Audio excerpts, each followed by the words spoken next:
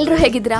ಒಂದು full pack corporate ಜಾಬಿಂದ ಬ್ರೇಕ್ಗೆ ಅಂತ ನಾವು ಸೀದಾ ಕರ್ನಾಟಕದ ಹೆಮ್ಮೆ ನಮ್ಮ ಪ್ರೀತಿಯ ಕೆಂಪಸ್ ಹತ್ಕೊಂಡು ಹೋಗಿದ್ದೆ ಬೊಂಬೆಗಳ ನಾಡು ಚನ್ನಪಟ್ಟಣಗೆ. ಇಷ್ಟು ದಿನ ಬೊಂಬೆ ತಗೋತಿದ್ದು ನಮಗೆ ಫಸ್ಟ್ ಟೈಮ್ ಬೊಂಬೆ ಮಾಡೋ ಅವಕಾಶ ಸಿಕ್ಕರೆ ಮಿಸ್ ಮಾಡೋಕ್ಕಾಗುತ್ತೆ. ಅದಕ್ಕೆ ನಾವು ಸೀದಾ ಹೋಗಿದೆ ಭರತ್ ಆರ್ಟ್ಸ್ ಆ್ಯಂಡ್ ಕ್ರಾಫ್ಟ್ಸ್ಗೆ.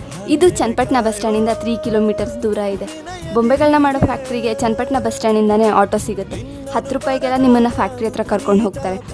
100 ರೂಪಾಯಿ ಕೊಟ್ಟರೆ ಫ್ಯಾಕ್ಟ್ರಿ ಎಲ್ಲನೂ ನೋಡ್ಬೋದು, ಗೊಂಬೆ ಎಲ್ಲ ಹೇಗೆ ಮಾಡ್ತಿದ್ದಾರೆ ಅಂತೆಲ್ಲ ತಿಳ್ಕೊಬೋದು. ಅದೇ 350 ರೂಪಾಯಿ ಕೊಟ್ಟರೆ ನಮ್ಮ ಇಷ್ಟದ ಆಕಾರದ ಗೊಂಬೆನ ನಾವೇ ಮಾಡ್ಬೋದು. ಒಂದು ಮರತಲ್ಗೆನ ಅಂದವಾದ ಬೊಂಬೆ ಮಾಡೋದು ಕಲೆಗಾರನ ಕಲೆ.